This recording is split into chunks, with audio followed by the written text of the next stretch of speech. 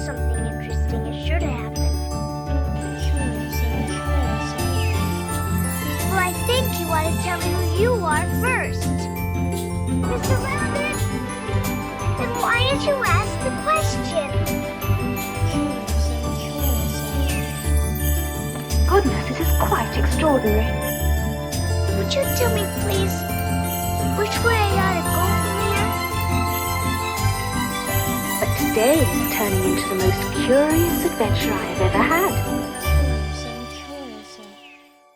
Welcome to the Ellis in Wonderland podcast.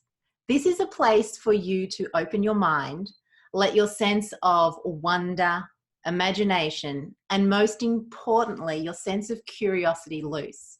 I'm Georgia Ellis, and today I'm joined by Ronen Aires. So Ronen is an entrepreneur. He's a youth specialist, a public speaker, and apparently a general lover of life, which is great. He's also the founder and CEO of Student Village. So Student Village is a South African business that has earned acclaim as one of the country's most successful student marketing and graduate development specialists. So that's awesome. But I'm not here to talk to Ronen about his work, although we may go there. One of the things that really intrigued me about Ronen and why I wanted to get him on the podcast is that Ronen recently embarked on a quest to answer one of life's biggest questions. What is my life's purpose and what am I here to do?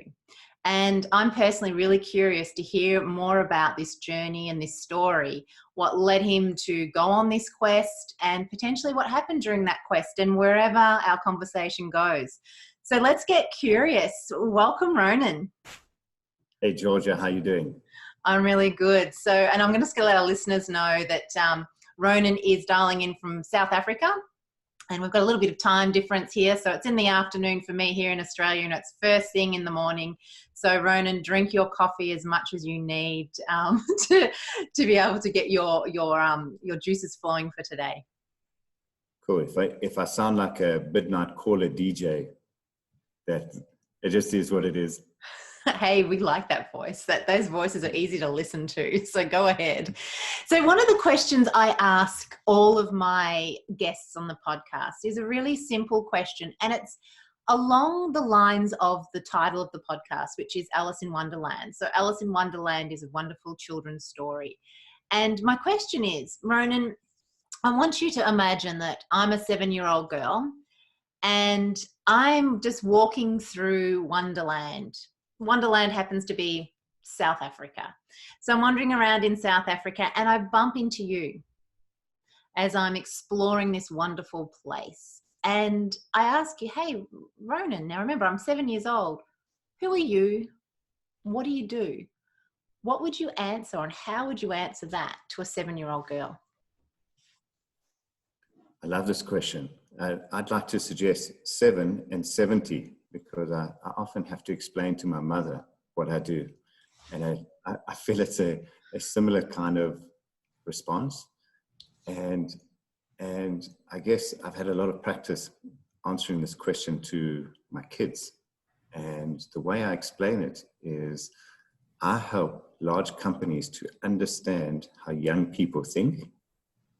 And if they understand how young people think, then they can start a conversation about should they do business together.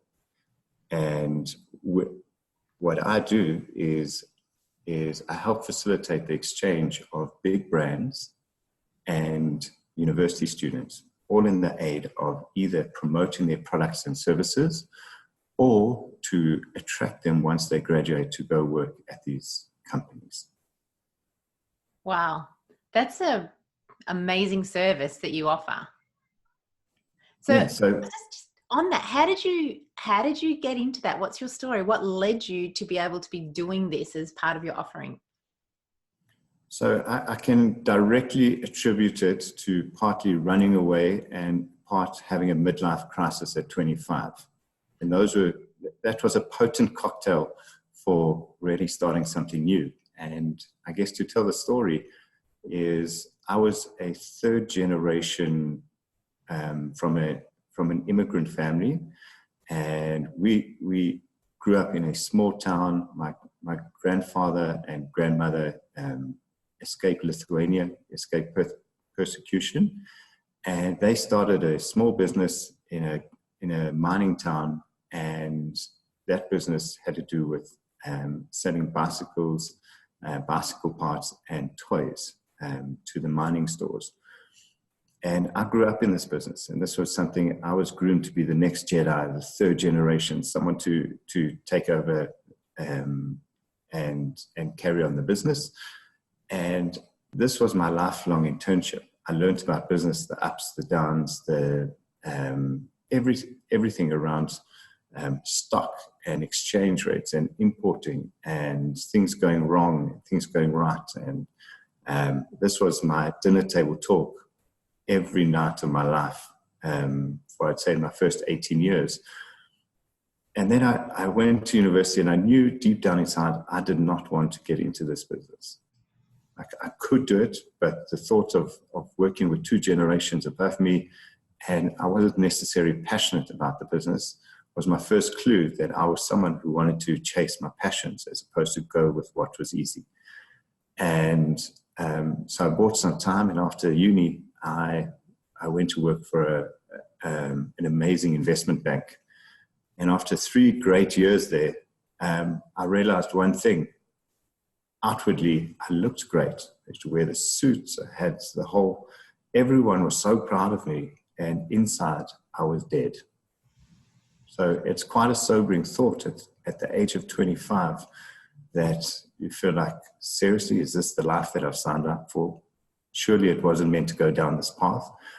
And I knew that I had to take action soon. And if I didn't take action, that I'd actually feel trapped inside this corporation. And that led me to my other clues. So my first clue was, I need to chase my passion. The second clue was that feeling of being trapped is possibly the worst feeling for my kind of soul. So my soul craves freedom and space, and that feeling of being trapped is possibly the worst. So one thing led to another. I had an old school friend who was consulting at the bank, and we used to swap our tales of misery while we were sitting in the canteen every morning. And kind of came up with this idea that, we still love being students. And at the time, so I'm not sure where you were in the year 2000, but if you can remember that time, it wasn't Google, Facebook, Zoom, Twitter, Instagram, any of these things weren't around. So it wasn't, I think it was the end of the .com era. So it was the .bomb era. And we came up with this great idea that why don't we create a community of students? So we loved being students. We felt that they weren't being taken seriously. We felt that they had a voice. They were opinion leaders. They were the future leaders and definitely future consumers. They should be taken seriously. So we thought, let's create a community. Now, the only thing is, our idea of a community at the time, if you had to do it today, most people would say, well, start a Facebook group or start, it's easy to do on social media, but that didn't exist. So we decided, let's create a website.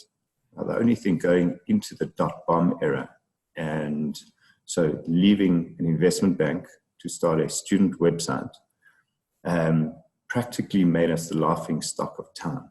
Mm-hmm. So no one would invest in us.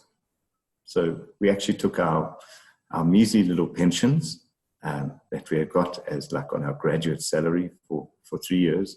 We worked out of my friend's bedroom, and we used to basically play cricket in the morning in the garden just to get our head in the game and into flow. Then we would decide who we're going to contact. So we want to contact universities, venture capitalists, and advertisers, because that's how we're going to make money. And that was our diet every morning, where we'd face our fears in the garden playing cricket, and then we'd persuade ourselves to go contact people. And that's basically the start of Student Village. No one invested in us, and we kind of built something out of nothing. So you mentioned that you were following your passion. So what would you sum up as being your passion at that time at 25? And by the way, before you answer that question, I worked in the finance industry here in Australia for 22 years. And I probably was feeling how you were feeling at roughly the same age as you. But I stayed there a lot longer than what you did. So it's funny how we do that, you know. Kudos for at 25 years, you know, taking that leap, because a lot of people don't, and they still don't do it when they get in their 30s and their 40s, and some people even in their 50s are still there in that drudgery. So talk to me more about this. What was the passion that led you? What was the underlying passion there? Yeah, so firstly, on your comments, what I thought about was interesting is that even though you stayed, you still kind of found ourselves on the right path eventually. So there must have been a reason why you needed to stay and get all the experience and contacts you needed to, and get to where you are now. So it's actually quite comforting to think that. So I have this sense of restlessness and stability inside of me that's driving me all the time. So on the one side, I have the one part of me that wants the security and not wanting the risk and wants things to be comfortable. And on the other side, I have a total need for adventure, passion, and excitement. So I've got two competing drives that kind of keeps me restless and often unhappy. Like it's quite weird. I'm generally happy, but these forces are constantly at each other that can keep me in a real state of frustration. And so when it comes to the passion side, the other thing that I realized being in a job is that I have an issue with authority.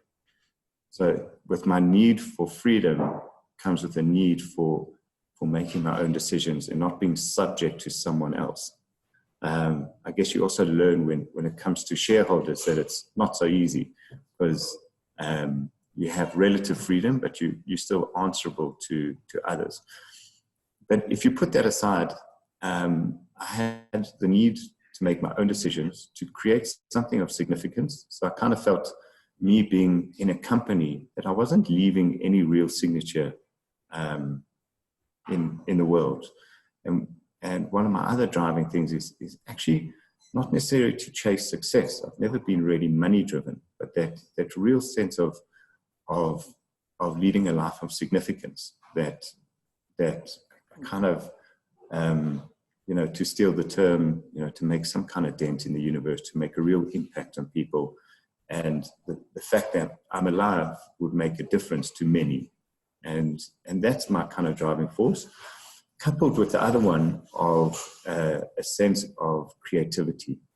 So what I found in my position at the bank was I was really good at what I did. At the same time, the growth trajectory was, they were asking for 5 to 10 years to turn me into a superstar. I couldn't do that. That seemed like a lifetime. And the second part was I felt like I had this real need to create. And that certainly wasn't the environment where I was going to do it. And I wasn't passionate about the world of asset management.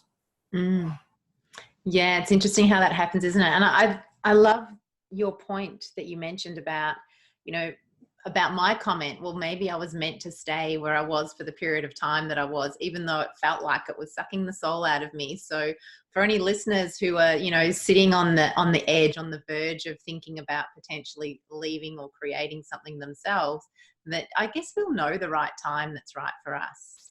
So really great. So you'll be able to create something that's aligned to your passion, yet recently you were still, it seems like, still questioning your purpose. What are you here to do? So you've gone out, you've created something that's aligned to your passion, yet recently you're going, well, this maybe is not my purpose. So why do you think there was this questioning? What led to that? And then let's sort of unpack some of that journey. So to get underneath the bonnet of someone who lives in existential crisis, I don't think this question around purpose is ever solved. I think it's a constant pinging of your greater self to see, am I on the right road? Am I on purpose? And am I doing exactly what I should be doing? And so kind of starting Student Village was 18 years ago. And as someone who's a creative by nature, the real kind of spark and energy for me is constantly creating. So for me, constant growth revolves around constant creating. And I guess I create a lot of cool things for clients. My greater question has actually been coming around. I have two aspects to myself. One is the communicator and the marketer. The other side, which I feel has been kind of playing second, is around the healer. And so I kind of feel like there's a birth of another season coming in my life. And it's not the death and the birth. It's more like who's going to get more preference. And I think in the next season, I just have this feeling that I'm going to be playing more to the healer and helping others find their healing and their purpose. And well, I don't want that to really be a spoiler alert, but that's part of the outcome of the journey that I went on. So let's talk a little bit more around this healing. How did you uncover that there was, or how did you know that there was something that needed to be healed? What was playing out in your life? What were you experiencing internally, externally, that made you think something's got to shift, I need to heal? What was going on? Yeah, so again, for me, it's not one day I woke up feeling like something. I'm constantly looking at ways to grow, ways to be more aware, and ways to kind of increase my own consciousness. And so I met a phenomenal woman in the States, and what she does is she facilitates healing through a psychedelic journey, but using macro doses. So, excuse me. So I'm sure a lot of your listeners have heard the term either a microdose or a macro dose. And for those that haven't, let's dial it back a bit. There's huge talk around the healing benefits of psychedelic medicine. And psychedelics could be stuff like magic mushrooms, MDMA, which is pharmaceutical grade ecstasy, LSD, nitrous oxide gas, and there's San Pedro, ayahuasca, all of these kind of things. There's a real revolution happening around them. And this family of plant medicine was kind of banned in the Nixon days, and then there was 30 years of a blank space of almost there being no research done. And so now they're coming back online now, and potentially in the 60s they were a route of escape. I think in season 2 it's all about healing us and helping us raise our consciousness and get and take us to where we need to be as opposed to where we are. And that is as the world. Now, if you now take that as a microscope and say, okay, what do we need, or what do I need as an individual, and this you can extrapolate to everyone else who feels they need, is we carry, and this is what I learned along the way, is we carry baggage, emotional baggage, stuff that we know. So for instance, if you've had a life trauma, if you've experienced death, divorce, rejection, abandonment, all the kind of stuff that shape our lives from an early age, from the womb onwards, those are known traumas. We also come into this world with unknown traumas. And when I say unknown, they're unknown to our conscious self. So take me, for example. I'm a third generation from a persecuted family from Eastern Europe. What my soul chose is I've come into a lineage that knows trauma. So we've constantly been on the run, and if we didn't run, we would be killed. And just for the mere fact of the religion that we're born into. So that in itself carries a huge amount of stuff. So there's a lot of anxiety, a lot of persecution complex. There's a lot of, and guess what? It's not all bad, because it's also a massive driving force towards success. like really resilience. It gives great resilience. It gives great drive to set things up and to almost be successful at a lot of things that you try. But it is a lineage that you've chosen to come into. So there's the sense of known and unknown traumas that we carry. Now, the conventional route is to potentially go to therapy. Now, if you go to therapy, you generally can deal with the things that you know, and a therapist can help you go back early. In fact, you can go under hypnotherapy and potentially go right back, even right back to past lives, if that's what you believe. But there is a sense of a limitation, and I felt that in years and chapters of or seasons of therapy. I just felt there was a limitation to the depths that I could go to. And so I tried a few facilitations over the last 2 years with magic mushrooms, and their active ingredient is psilocybin. And psilocybin is I mean, it has an amazing psychedelic effect, and I'd never had it before. And really what it does is it quietens down that busy side of your brain, and that default network. So it's what it's doing is it's quieting down that area of your brain that's full of your narratives, your self-limiting beliefs, your stories, your that voice in your head. And it's so that default mode network is that side of your brain that's kind of controlling the narrative, i.e. your ego. So these kind of plants have an amazing ability to peel it away, and kind of it disintegrates. And so it quietens down that side of your brain and lets other connections happen and other possibilities happen, and you start reframing things.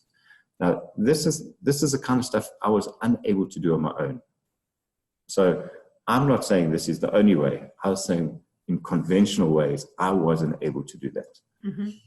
And so I had this opportunity to go work with this lady in America who does, I would say, macro facilitation. So micro is a very small dose, and a lot of people have now, for a host of reasons, taking small doses of psychedelics, either every day or every 3 days, to help them with anxiety, focus, and a whole bunch of other things. The macro dose, and this is where a lot of the research is happening today, is how do you really deal with either traumas or narratives or stuff that is really holding you back. And the research is actually showing that one big macrodose can have a huge effect, even on addictions and OCD and all sorts of stuff. So I decided, I had the courage to say, actually, I want to go do this. And on the one side, I was curious, and the other side, I had this intention of actually feeling like my next season is coming. Why don't I use this as an opportunity to explore what this new season could be? So I hopped on a plane from South Africa to go to San Fran on the other end of the world, and we went up north from San Fran, and we kind of rented out a seaside cottage in a little sleepy little village, and we did the work. And so did you have, leading up to that, Ronen, did you have any hesitations, any fear? Were there narratives kicking in to prevent you from potentially preventing you from going through with the I'm going to call it experiment, because that's what you're doing. You're getting curious and you're experimenting with psychedelics. So was there any fear bubbling up for you? The only way I can really explain it is for me, it was a similar kind of fear as being on top of a tall building or a large mountain and kind of leaning over the rails and looking down. Mm-hmm. That was a fear. So it was so real and so tangible.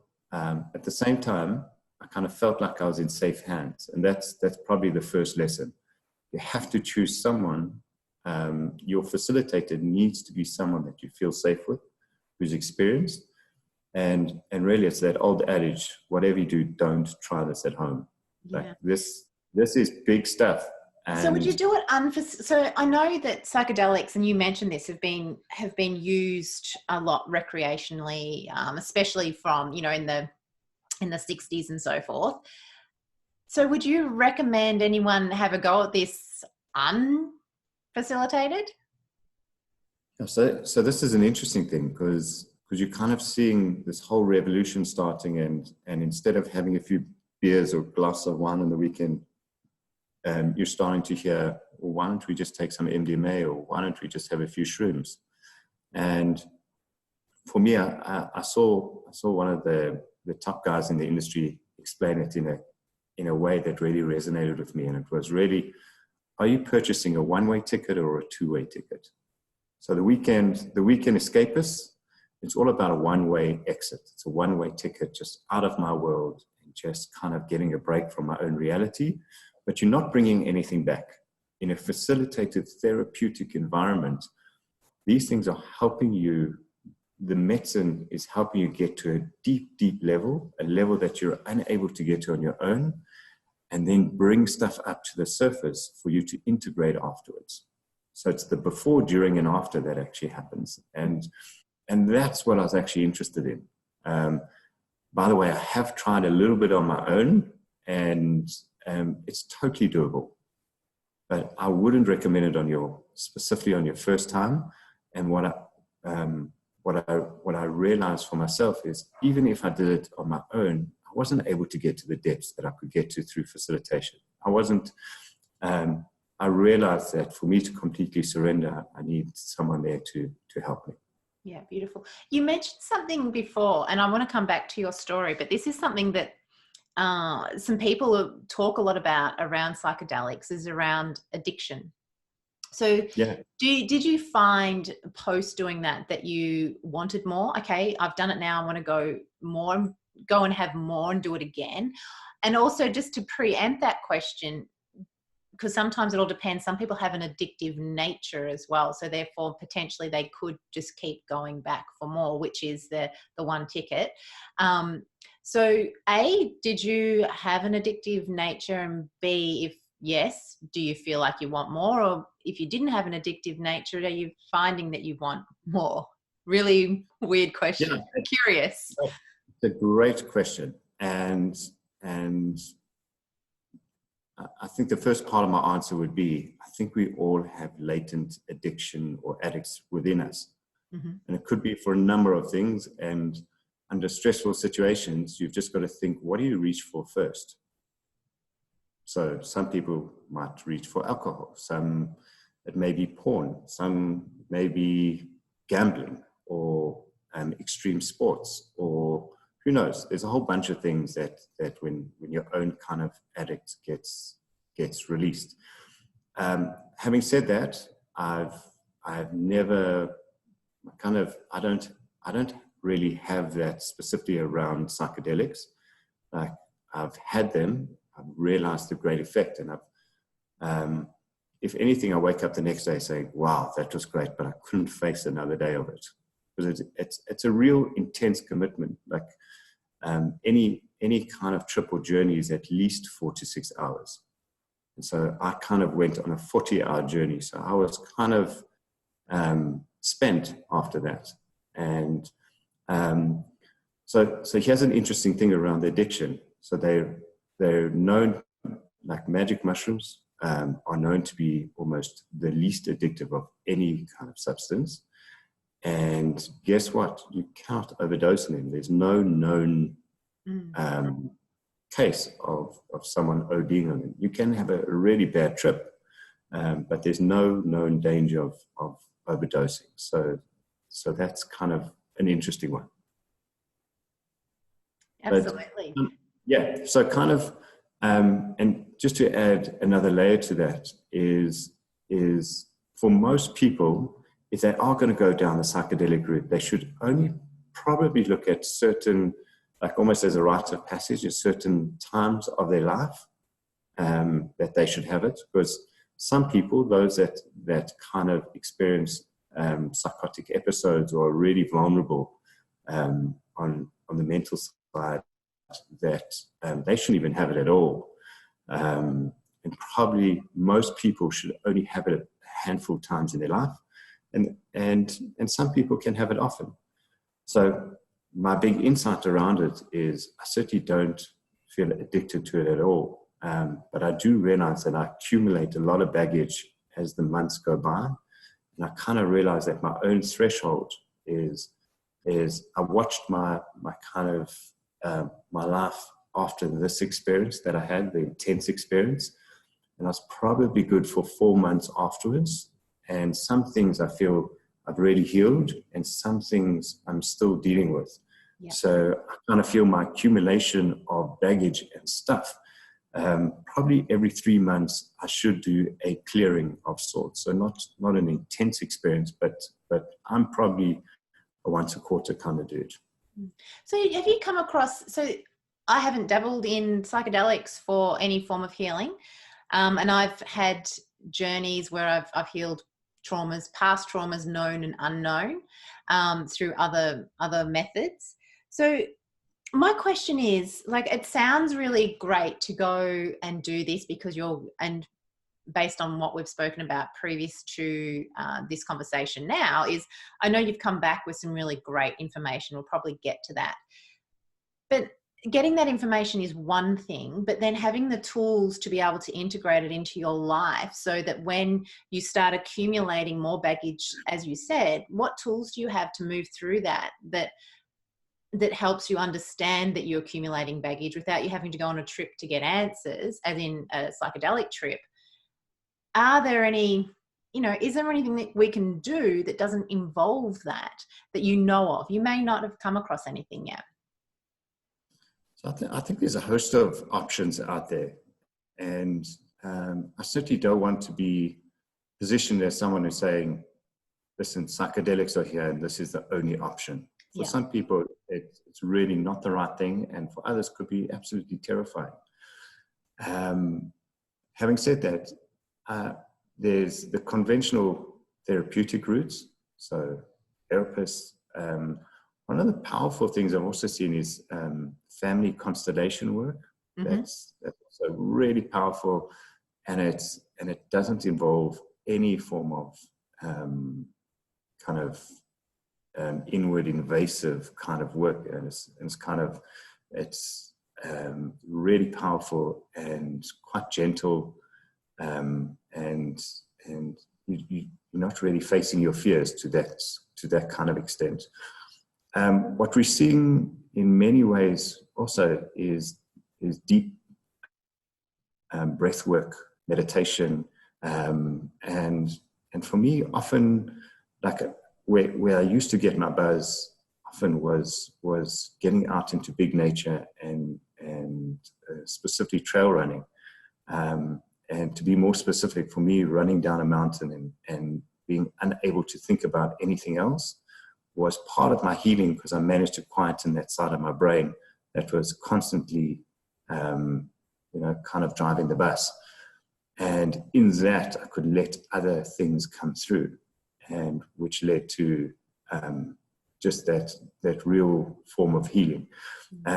I haven't been able to kind of access traumas and other stuff kind of manually. I've needed assistance, but there are, and you mentioned hypnotherapy before, and other means.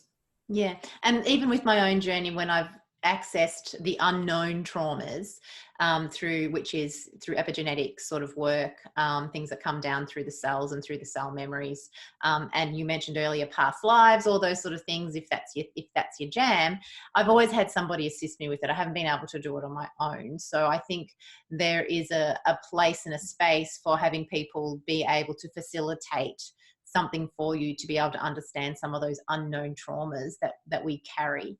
That we all will have them, absolutely, because if you think about our lineage, we've all come from somewhere, depending on your beliefs. Maybe it's Adam and Eve all the way down, whatever. So there will be things in the memories within the DNA that we bring with us, and sometimes it's not nice, it's liberating to be able to understand some of those things and realize why you do the things that you do that are getting the results you want, or why you feel a certain way, or whatever it might be, being able to move through that can be extremely liberating. So back to your, sorry.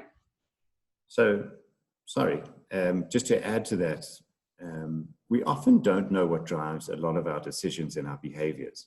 And through this deep kind of work, you're really bringing stuff to the surface that not only you can integrate with a facilitator, or the plant medicine itself does the work. Yeah. So while I'm not advocating that this is a magic pill in any way, but it does help you do the work. And it's almost like that thought, I mean, if you go back to the Malcolm Gladwell notion around 10,000 hours to get somewhere, to be a professional. But if you think about it, I often think that this is almost like exponential healing. Do you want to spend 10,000 hours in therapy, or do you want to do therapy in conjunction with something like a psychedelic and almost, be able to cut down the 10,000 hours to a couple of hours? And so for me, it's an exponential inward journey, and if you do it in the right context, can get magnificent results. Yeah, absolutely. And I love the fact that we're talking about this being something facilitated. This is not a, hey, I'm going to go and get a high. This is not me doing recreational weekend escape. This is somebody choosing to heal past traumas, known and unknown, so that they can step forward into a greater life, a greater experience of the human existence, which I think is, and there are so many different ways we can do it. And I think that is a really important thing for us to realize, is that we're going to need help in some way, whether it be the plant medicine, a facilitator, somebody to help us decode potentially some of the messages we're getting.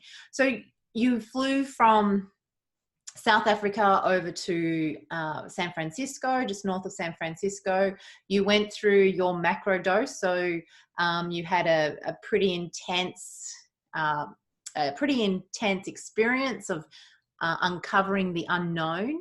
Then you've come back to life, back to your normal everyday life. What happened? What was the difference? What did you notice? What were the gems that you took away personally from this? And how has this helped you with the work you're doing, and for you to move forward? Like this question you had, what's my purpose? Why am I here? Did it get answered? Or has it opened up more? Where are you at with all of that? Yeah.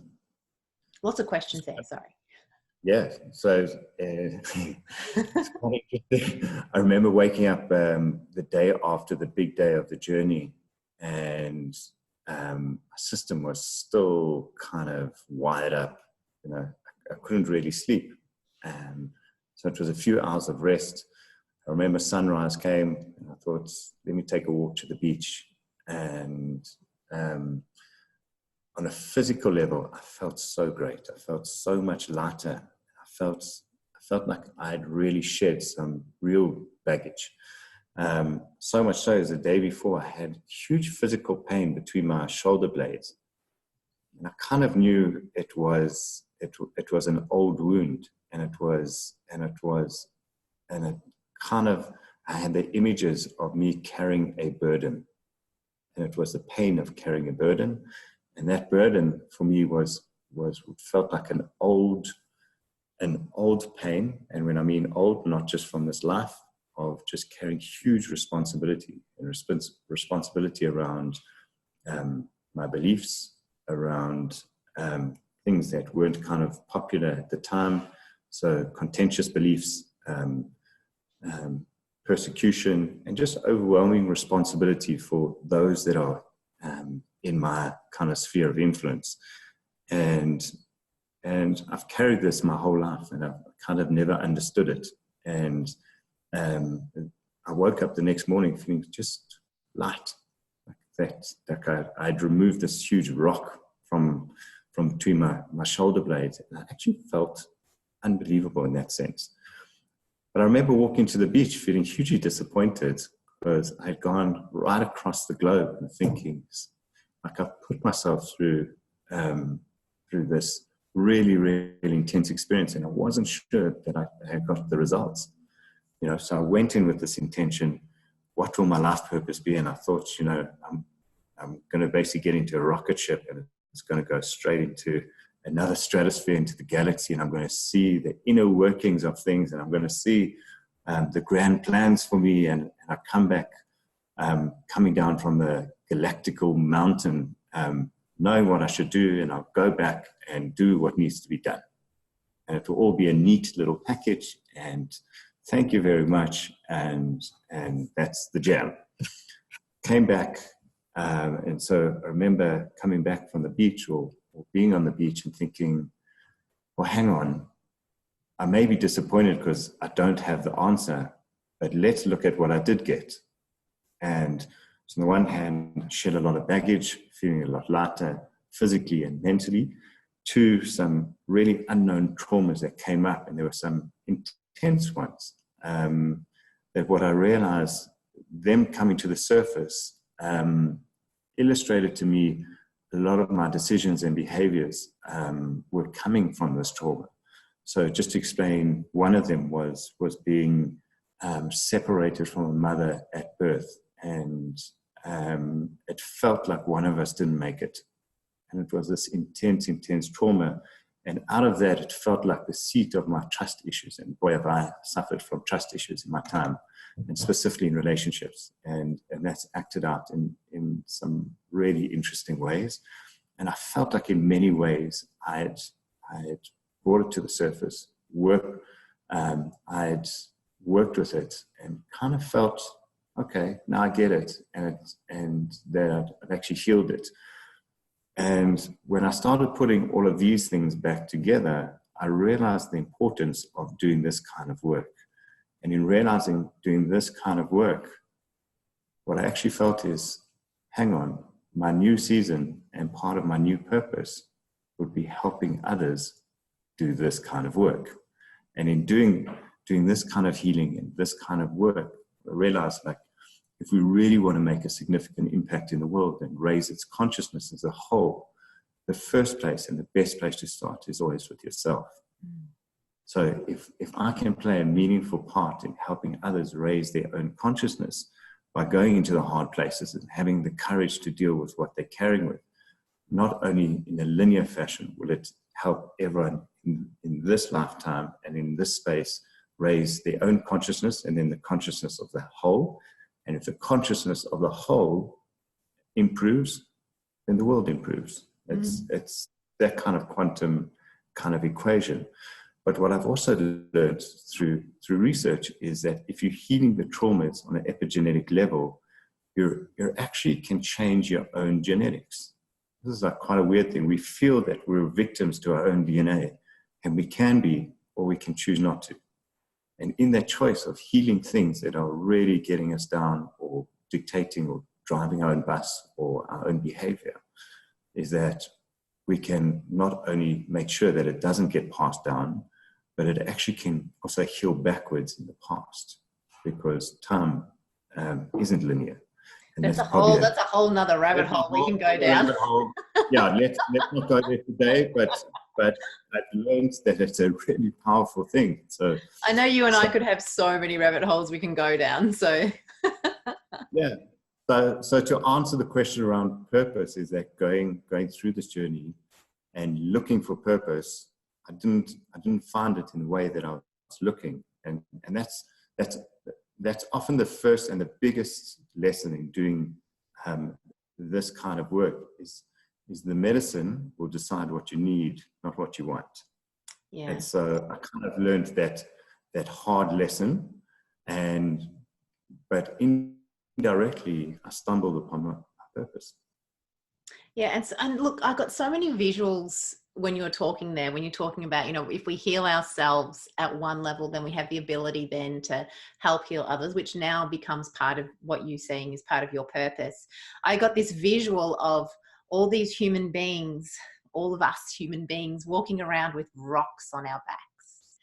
And just, I can just feel that weighing us all down with, you know, this inherited trauma, not just from this lifetime, but what we've done, what we've taken on through epigenetics, and potentially, you mentioned past lives as well, you know, carrying these great big boulder on our back. So you can just think of that. We'll be all hunched over, not living to our full potential, and not being able to actually stand tall and be, I'm going to say the word superhuman, which is actually human, just without the rock.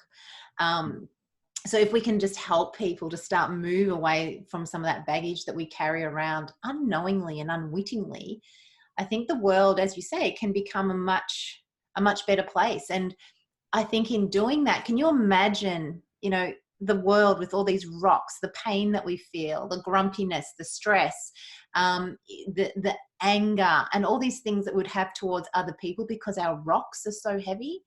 And if we start removing those rocks, we can actually lift our head up and see other people. And now it's not just healing myself, it's now we can see the beauty in other people. And potentially, you know, this could be a way for consciousness to elevate, and some of these conflicts that we're seeing playing out on a global scale now can start to, I'm going really big now, aren't I? Can start to heal as well, because we really all have this trauma, these experiences, this stuff, this heaviness, that once we let it go, we all can step forward together. And I think that's a beautiful thing, and what a beautiful purpose that you've come back with. So I need to get you a laser beam so you can start smashing people's rocks with the laser beam, right? That would be amazing. So I think I love what you just said. Like if you picture everyone walking around, you know, the burden of their rocks. I think for like, picture this, and all the listeners, just picture you've got this big rock on your back. How are you positioned? And so if you're hunched over, naturally looking downwards, you're being weighed down, you're certainly not soaring at your full potential. But the one thing that we're not talking about is, like, if you disintegrate the rock or you remove it, think about how your posture can open. Think about how it's easier to breathe, easier to let in different possibilities. But most importantly, your heart is more open. And I think when you carry burdens and you're carrying heavy stuff, it is really closing your heart. And what the world needs more of is more heart and more love. More open-heartedness, absolutely. Yeah. And, you know, this is metaphorically as well. I'm going on a bit of a metaphor trip now. I'm also imagining like these big rocks on our backs. And if we were to think about liberation, and we think of, you know, the phoenix rising up, the wings grow out of the back. You know, your wings can't grow if you've got a big rock sitting there stopping those wings from forming. So you can't actually fly to new heights. You can't experience new levels. You can't self-author, self-actualize. You know, you've got so much going on inside with this rock just weighing you down, that you can't be all that you have the potential to be. Open-heartedness, soaring with these great big wings, nothing's going to happen. And I'm going way off a tangent I've never been on before with you, Ronen. But I'm just thinking, you know, imagine humans really stepping forward and letting go of the stuff that holds us back. You know, there's so much going on in the world, and I think it can really change if we start to heal our own traumas. Yeah. And the thought of, you know, we put a lot of our energy towards our dreams of what we could be, and imagine the altitude or the extent to which you can realize your purpose if you just work hard at letting go of your baggage. Removing the blockages that allows the other possibilities and your kind of direct impact on your altitude. Yeah. So where to now for you? So you've come back, you've still got your business, you're the CEO of Student Village, you've still got that work to do, and now you've found this purpose of helping people heal. How's that unfolding? What's happening for you in that space? Yeah, so it's a really interesting journey because, you know, the universe can really test you. So you come back with all this knowledge, and basically you come back into the cauldron. And what I have experienced since then is my business has never felt so needy in its lifetime. So I'm still 100% engaged in my business, and that feeling of that I'm needing to be 100% fully engaged. At the same time, after hours and on weekends and conversations that I'm having with people and the kind of research that I'm doing, I kind of feel that I'm at the edge of the revolution when it comes to assisted psychedelic healing. And if I had to put an intention out there, and this is a strong intention, that I would say in the not too distant future, what I would love to do is to start in places where it's legal to do so, to start healing centers and clinics for people to go to trusted therapists who are able to facilitate these kind of journeys, and that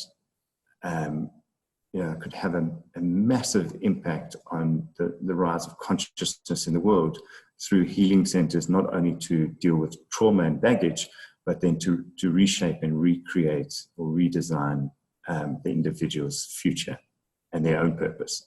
Yeah, no. So really reshaping everyone else's purpose by first dealing with the hard stuff. And I think you're right in what you're saying there. I think you are on the edge. On the last week, I went to listen to Michael Pollan talk. So he's written the book around, and he shares his experiences, just like your experiences. A lot of research, a lot of science behind it. And he said, look, we're not quite at that space for those centers yet, because still there's not a lot of acceptance for the psychedelics and what they can do. But it's really interesting to see there are studies being done in one of the major hospitals here in Australia. There's a lot of studies being done throughout universities throughout the States. So it is really something that's bubbling up to the surface that sounds like you really are on the edge of this. And potentially we've got an opportunity here to assist people in a way that doesn't lead to addiction, and in a way that also, lets the medicine do the work and give you what you need. So, yep, definitely on the edge. And Michael Pollan's talk was really interesting around that too, because he experienced something similar to you, and he had his experience, his healing experience, assisted. And one of the things afterwards, he said, I would never do that again. I've got what I needed out of it. I don't need it again. And it was not, he would classify it as a bad trip. And you mentioned this earlier too about the need to surrender, and I think that was part of the lesson for him, was to surrender through the process and just take out what comes for it, and then work with that information or that's been delivered around the healing. So yeah. So if you look at someone like Michael Pollan, who is a prolific writer and specifically famous for his work in authoring around food. For someone of that caliber to go and write a huge piece of work on how psychedelics can change your mind has kind of made it mainstream.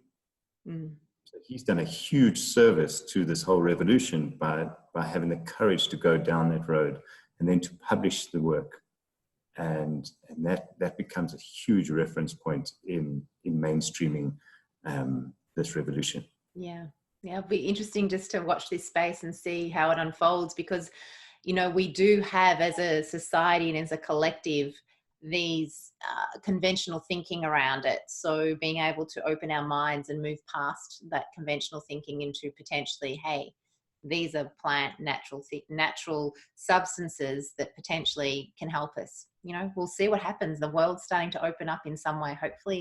Hopefully it's for the good of humanity. That's what I'd like to see happen. So I'm going to ask you a final question for our chat today, and that is, based on your journey, your entire journey up to this point, do you have any sort of words of wisdom, advice, or anything you'd like to leave our listeners? What would be the one thing that you could recommend for someone, or for them to consider, to a path to go down, whatever it might be, that might help somebody out? What's your words of wisdom? It's not an easy one, and I often like just to relate about my own experience, that if anything, what I'd love is hopefully my intention is to inspire others to have the courage to look inwards and to go deeper, to find either what's holding them back or ways to get to know themselves on a much deeper level, to unleash themselves to the world. Yeah. And I love that. And I think it's great advice, and everyone's going to have their own unique way of being able to do that as well. You've given us some understanding of one potential way of doing it, and there are plenty of ways, but I love that. Find out more about who you are at a deeper level and work around how you can move through those blocks. And we'll use the word trauma, but it may not be trauma. So beautiful. So if people want to reach out to you in any way, get a hold of you for anything about what you've spoken about today, what's the best way that they can get a hold of you?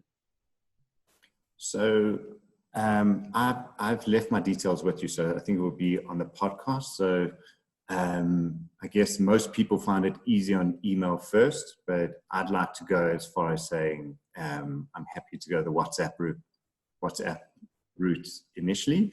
So you can choose either. My details will be available for those that are just listening. It's Ronen, RONEN, @studentvillage.co.za. And my number is +27 82 821 9237. And I look forward to hearing for anyone who's curious, anyone wants to chat, I'm there. Yeah, wonderful. Thank you so much for joining me today, and also sacrificing part of your morning routine to be able to jump on and have a discussion around your journey. Thank you so much. I've absolutely loved chatting with you, as always. Opens my mind, and as we said, there are so many other rabbit holes we could have gone down, and maybe that's another episode. So thank you so much, Ronen. Loved our time. Thanks, Georgia. Today is turning into the most curious adventure I've ever had.